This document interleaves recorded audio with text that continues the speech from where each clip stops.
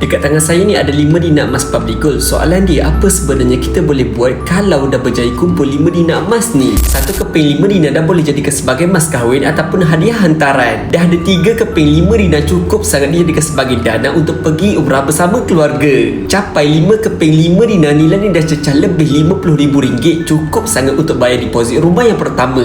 7 keping 5 dinar dah boleh biayai pendidikan anak-anak keluar negara ataupun universiti swasta ataupun kerajaan. Dan dah tak perlu dah pening-pening nak buat pinjaman ataupun berhutang. Dah capai 10 keping 5 dinar, sebenarnya dah ada dana kecemasan keluarga yang besar. Berlaku musibah ataupun kecemasan, kita boleh jual atau pajak saja emas kita ni untuk dapatkan tunai dengan segera. Dan dana dalam bentuk emas ni sangatlah kuat. Nampak tak, bermula dengan 1 keping 5 dinar ni lama-lama dah boleh capai banyak matlamat kewangan dengan simpanan emas. Jadi soalan penting sekarang ni, bila nak mula buat simpanan dalam bentuk emas? Kalau kita masih menunggu sampai bila-bila pun, kita takkan mula buat simpanan dalam bentuk emas. Mulakan dahulu dengan bajet yang kita ada. Sikit-sikit pun tak apa, yang penting kita bermula dahulu buat simpanan dalam bentuk emas. Nak tak saya bantu dapatkan 5 dinar emas yang pertama ni dengan cara yang mudah dan murah? Boleh kontak saya sekarang untuk saya bantu. So, nak bersatu, cek komen. Jangan lupa follow.